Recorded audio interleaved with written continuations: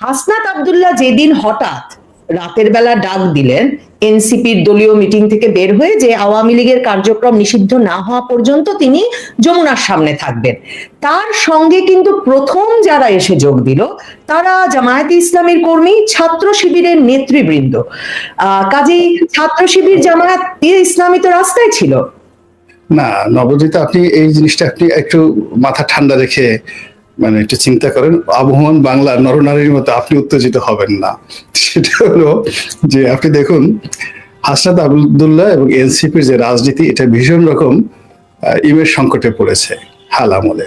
তাদের অনেকের বিরুদ্ধে দুর্নীতি অভিযোগ আসছে, নিজেদের মধ্যে অভ্যন্তরীণ দ্বন্দ্ব সংঘাত প্রবল, এবং ফ্রিলি কোথাও যাওয়ার মতো বা এই মুহূর্তে কোনো জনপ্রিয় কোনো প্রোগ্রাম দেওয়ার মতো কিছু নেই তাদের কাছে। তো এই মুহূর্তে হঠাৎ করে তাদের কাছে মনে হলো যে যদি আওয়ামী লীগ নিষিদ্ধ করার এই দাবিটি সামনে আনা হয়, সেক্ষেত্রে এটা জনপ্রিয়তা পেতে পারে। ফলে ইট ওয়াজ এ পলিটিক্যাল স্ট্যান্ড, এটা একটা রাজনৈতিক স্ট্যান্ড। যখন হাসনাত এই জিনিসটি সিদ্ধান্ত নিল, তখন বিএনপি চিন্তা করতে থাকলো যাবো কি যাবো না, করবে কি করবো না, সেই আগস্ট মাসের সেই সময়ের মতো।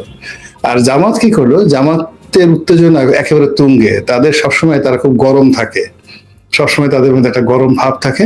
তারা কোনো রকম চিন্তা না করে এখানে এসে সব ঝাঁপিয়ে পড়লো। তো ঝাঁপিয়ে পড়ার পরে দেখা গেল এনসিপির মেয়েরা, তারা যে নারী নীতি, জামাত যে নারী নীতি বা যে ধরনের যাকে বলা হয় পলিসি তারা ফলো করে, ঘুমটা দিতে হবে, হিজাব পড়তে হবে, ইসলামী শরিয়া চলবে, কিন্তু দেখা গেল যে আন্দোলনটা হলো পুরো একেবারে শাহবাগী কায়দায়। সেখানে মেয়েরা নেতৃত্ব দিচ্ছে, লাকির মতো তারা স্লোগান দিচ্ছে, অনেকের ওড়না নাই, হিজাব তো প্রশ্নই আসে না।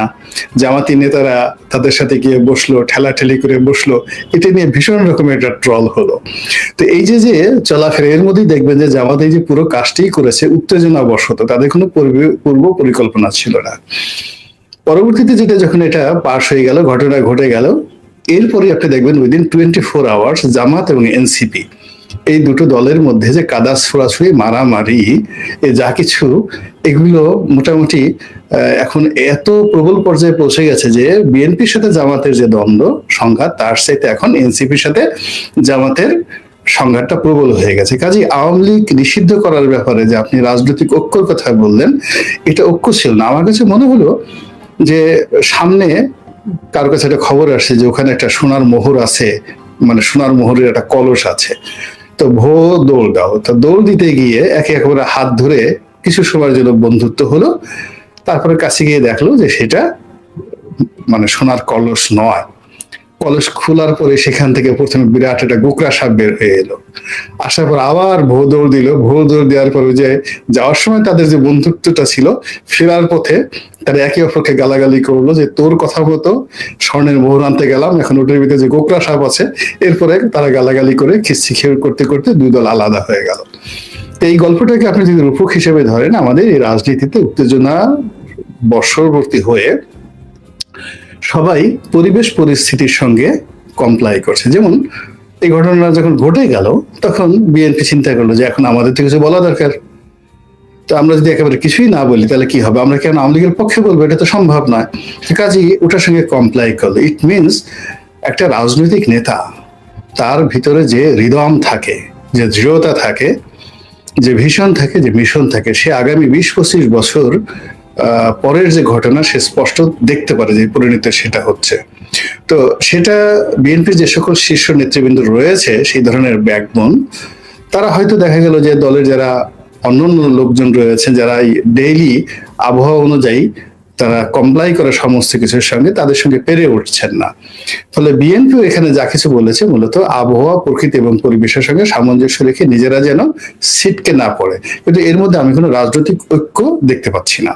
কিন্তু জামায়াতে ইসলামীর এই যে আপনি বললেন যে কোনো পরিকল্পনা ছাড়াই তারা ছুটে গেছে মানে এক কলসি সোনার মোহরের আশায়, কিন্তু এনসিপি যে তাদেরকে আসলে মনে রাখবে না, মানে হাসনাত আব্দুল্লাহ, নাহিদ, আসিফ, মাহফুজ আলমদের এই দল, সেটা তো আগস্টের পরে তাদের একবার বোঝার কথা। কারণ দেখুন, আগস্টের আন্দোলনে যে ছাত্র শিবির নেতারা খুবই গুরুত্বপূর্ণ ভূমিকা পালন করলেন, তাদেরকেও কিন্তু ফেব্রুয়ারিতে এই হাসনাত, নাহিদ, সার্জিসরা তাদের দলে ঢুকতে দিলেন না, মানে এনসিপিতে কোনো পদ দিলেন না। তো এরপরে আপনার কাছে মনে হচ্ছে যে আসলে কোনো পরিকল্পনা ছাড়াই তারা গেলেন, নাকি আবারও একটা ঐক্যের প্রয়োজনীয়তা তারা অনুভব করছেন? আর হাসনাতের ডাকে এরা সবাই গেলেন, আর মাহফুজ ভীষণ জামায়াত বিরোধী। হ্যাঁ, মানে তিনি কথায় কথায় শুধু জামায়াত শিবিরকে যুদ্ধাপরাধী যুদ্ধাপরাধী বলেন। তো মানে এনসিপির নেতৃত্বই বা কে দেন, আর সেটা আসলে কোন আদর্শে চলে, সেটাও তো আমাদের কাছে আসলে পরিষ্কার না, আমার কাছে না।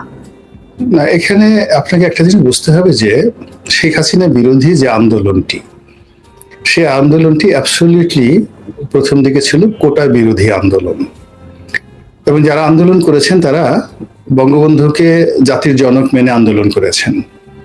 তারা মুক্তিযুদ্ধের চেতনাকে ধারণ করে আন্দোলন করেছেন, ৭১ বাংলাদেশকে ধারণ করে আন্দোলন করেছেন, এবং ওর মধ্যে যারা জামাতের লোকজন ছিলেন লোকে, তারাও জয় বাংলা, জয় বঙ্গবন্ধু, শেখ হাসিনা আমাদের জননী, এই ধরনের কথাবার্তা বলে তারা ওখানে একটা পরিবেশ রেখে নিজেদের অধিকারটা আদায় করার চেষ্টা করেছেন। এবং ধীরে ধীরে ধীরে ধীরে পরিস্থিতিটা যখন সরকারের নিয়ন্ত্রণের বাইরে চলে গেল এবং তাদের নিয়ন্ত্রণের কাছাকাছি চলে আসলো, তখন অনেকগুলো পক্ষ, যেগুলো আমি এখন নাম বলাটা ঠিক হবে না, বাট এখানে দেয়ার আর ম্যানি গ্রুপ এখানে ঢুকে পড়লো।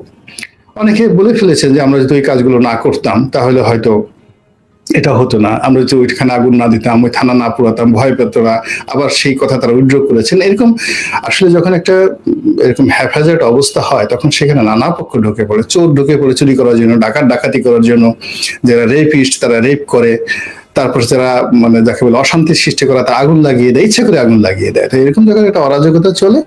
তখন আসলে ওই ৮-১০ দিনের মধ্যে অনেকগুলো পক্ষ ঢুকে গেছে। এই পক্ষগুলোর মধ্যে রাজনীতির অঙ্গনে সত্যিকার অর্থে এই আন্দোলনকে পিছন থেকে নেতৃত্ব দিয়েছে জামাত, এতে কোনো সন্দেহ নেই। তো এটা যারা এনসিপির নেতৃবৃন্দ আছে তারা স্বীকার করেন যে এখানে জামাত প্রকাশ্যভাবে ছদ্মবেশে, এবং আমাদের মধ্যে জামাত লুকিয়েছিল, ছাত্রলীগের মধ্যে জামাত লুকিয়েছিল, এবং তারা এই কাজটা করেছে। উই আর গ্রেটফুল, আমরা সেই গ্রেটফুল। কিন্তু পরবর্তীতে যখন সরকার গঠন করা হলো, প্র্যাকটিক্যালি দেখা গেল যে কেউ সিদ্ধান্ত নিতে পারছে না যে এটা হলো কি করে। উপদেষ্টা মন্ডলী যেভাবে গঠিত হলো, এটা কি ডিজিএফ এর কথা মতো হলো, এটা কি ভারতের কথা মতো হলো, এটা কি আমেরিকার কথা মতো হলো, ইউনূস সাহেবের কথা মতো হলো, আসিফ নজরুলের কথা মতো হলো? অর্থাৎ কেউ কাউকে চিনছে না, কেউ কাউকে মানে সময় করে মিলাতে পারছে না। এবং আশ্চর্য ব্যাপার হলো এখন পর্যন্ত টিল নাও আমরা বলতে পারছি না যে আসলে মাহফুজ ওই জায়গা থেকে অমুকের রিকমেন্ডেশনে এসেছে। তারপরে সজীব ভুইয়া ও ওই মানে তাকে জামাত রিকমেন্ড করেছে, বা ইউনূস সাহেব রিকমেন্ড করেছে, বা ডিজিএফআই করেছে, মানে এখানে অনেকগুলো। বা আসিফ নজরুল কোন যোগ্যতা এখানে এলেন, তার নাম কে বললো, শুভ্র আদিলুর রহমান শুভ্রর নাম কে বললো, রেজওয়ানার নাম কে বললো? তো এই জিনিসগুলো আমরা মিলাতে পারছি না। কিন্তু যেমন দেখা গেল যে ডক্টর মোহাম্মদ ইউনূস এসেছেন ছাত্রদের কথা মতো, আবার ডক্টর মোহাম্মদ ইউনূসের কথা মতো সেই এক যে ভদ্রমহিলা স্বাস্থ্য হয়েছেন নূরজাহান বেগম, তিনি এসেছেন। এই দুজনকে আমরা মিলাতে পারছি, কিন্তু ফাজুল কবির সাহেব কিভাবে আসলেন, ব্রিগেডিয়ার সাখাওয়াত কিভাবে আসলেন? তারা তো কোনো অবস্থাতেই কোনো পক্ষের সঙ্গে জড়িত না। তো ফলে কি হলো, এই সরকারটা কাজ করতে গিয়ে প্রথমে একটা জগা খিচুড়ি তারা করে ফেললো, এবং এখন পর্যন্ত সেই জগা খিচুড়ি চলছে। এবং সেই জগা খিচুড়ির মধ্যে বিএনপি চেষ্টা করলো তাদের লোক ঢুকানোর জন্য, জামাত চেষ্টা করলো তাদের লোক ঢুকানোর জন্য, এনসিপি চেষ্টা করলো তাদের পছন্দ অনুযায়ী কাজকর্ম করার জন্য। এই কাজ করতে গিয়ে বিরোধ হলো, দুর্নীতি হলো, জোরাজুরি হলো, সম্পর্ক খারাপ হলো, এবং এটার আজকের একটা চূড়ান্ত পর্যায়ে এই অবস্থা দেখা গেল। ফলে এখানে আসলে এখনো পর্যন্ত যা কিছু হচ্ছে, কোনোটার জন্য কোনো প্রি প্ল্যান্ট নেই, কোনোটার পেছনে কোনো নীতি নেই, কোনো আদর্শ নেই, কোনো গোল নেই, লক্ষ্য নেই। তারা যেটা হচ্ছে যে বাতাস প্রবাহিত হচ্ছে, পাল তুলে দিলাম, এখন যারে যা নৌকা বা যারে যা মাঝি মদিনা চলে যা, আমি বসে বসে এখন গিটার বাজাতে থাকি। ঠিক এইভাবে দৈনন্দিন ভাবে আমাদের আসলে কাজকর্মগুলো চলছে। এর মধ্যে আমি ব্যক্তিগতভাবে কোন রাজনৈতিক দল, সরকার বা ব্যক্তি কারোর কোনো একেবারে সুনির্দিষ্ট, যেটাকে আমরা ইংরেজিতে যেটাকে একটা শব্দ আছে যেমন অ্যাসার্টেন, পয়েন্টিভ, তারপরে প্রফেশনালিজম, তারপরে হলো আপনাকে থিওলজি, ধর্মতত্ত্ব, থিওলজি, ধর্মতত্ত্ব, আইডিওলজি, একটা আদর্শ সে ধারণ করবে। তারপর শেষে selective goal, there must be a goal, পঞ্চবার্ষিক পরিকল্পনা থাকবে, তৃতীয় পঞ্চবার্ষিক পরিকল্পনা থাকবে। এখন যা কিছু হচ্ছে মানে প্রতিদিন আসলে হাইয়েস্ট যারা এই কাজকর্ম করছে 6 ঘন্টার জন্য তারা বোধহয় পরিকল্পনা করছে, যে সকালবেলা পরিকল্পনা করছে দুপুর 12টা পর্যন্ত, 12টা থেকে পরিকল্পনা করছে 6টা পর্যন্ত, আবার 6টার পর রাত 12টা পর্যন্ত পরিকল্পনা করে 12টার পরে তারা ঘুমাতে যাচ্ছে। তো এইভাবে ডেইলি 4বার করে তারা তাদের পরিকল্পনা করছে। এখন কখনো কখনো সকালের সাথে বিকেলের মিল হচ্ছে, কখনো মিল হচ্ছে না। এটা হলো বাস্তবতা।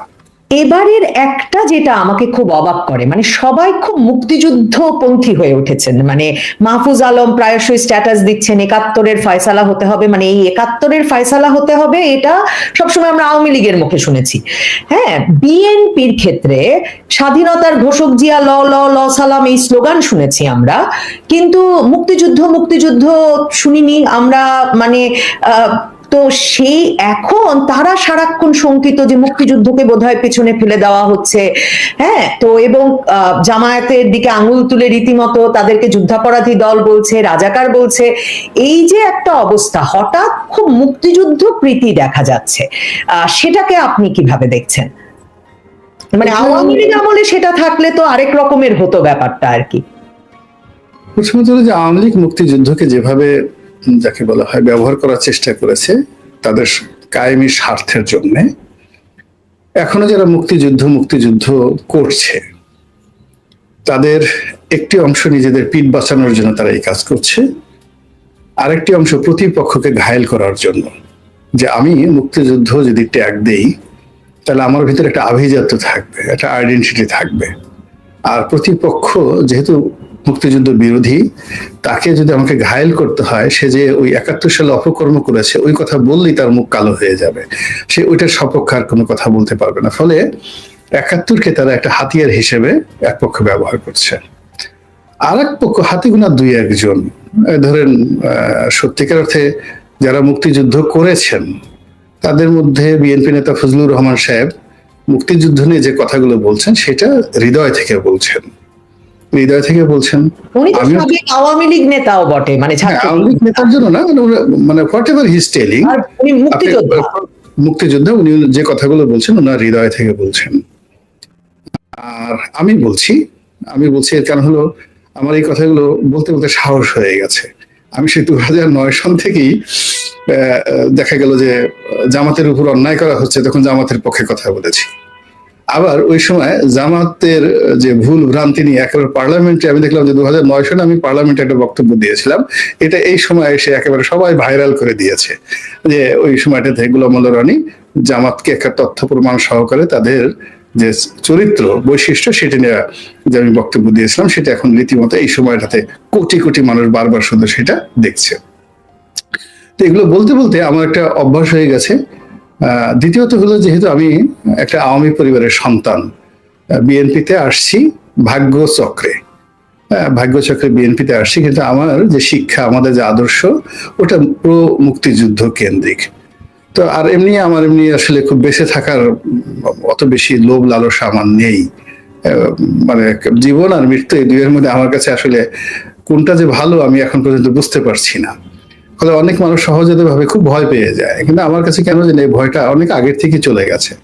ফলে আমি বলে যাচ্ছি, মুক্তিযুদ্ধের জন্য বলে যাচ্ছি, এটা যে যাই বলুক না কেন আমার পক্ষে আমি বলে যাচ্ছি, এখানে আমার কোনো অন্য কোনো উদ্দেশ্য নেই।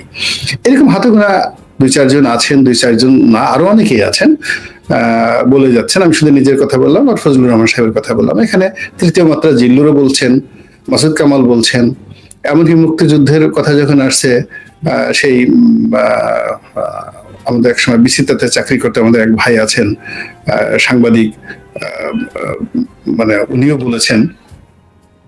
তারপরে মাহবুব কামাল নামে একজন সাংবাদিক আছেন, তিনিও বেশ কথাবার্তা বলছেন। এরকম বাংলাদেশে কিন্তু নিরপেক্ষভাবে অনেকেই কিন্তু এই কথাগুলো বলে আসছেন, কিন্তু রাজনৈতিক অঙ্গনে যারা পদ পদবীধারী তাদের কথা, বিশেষ করে ধরেন এখন মাহবুব যে কথাগুলো বলছেন, আমার কাছে যেটা মনে হচ্ছে ব্যক্তিগতভাবে মাহবুবের এই কথাটা তার প্রথম দিকের কথা বিশ্বাসের সঙ্গে মিলে না।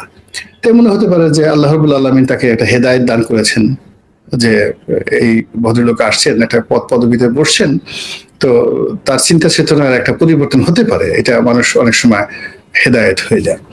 2 নম্বরে যেটা, যদি হেদায়েত না হয়ে থাকে, এটা তার একটা কৌশল হতে পারে। সেই কৌশলটা হলো এই, যে আপনি জানেন যে হিজবুত তাহরির, তার বিরুদ্ধে একটা অভিযোগ হলো তিনি হিজবুত তাহরির সঙ্গে সম্পৃক্ত, এবং আমেরিকাও ঠিক ওইভাবেই মনে করে।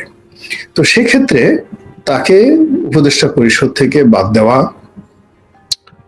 তারপরে তার বিরুদ্ধে ব্যবস্থা নেওয়া, তার অতীতের কর্মকাণ্ড সম্পর্কে ব্যবস্থা নেওয়া, এরকম দেশের ভিতরে বাইরে অনেক কথাবার্তা হচ্ছে।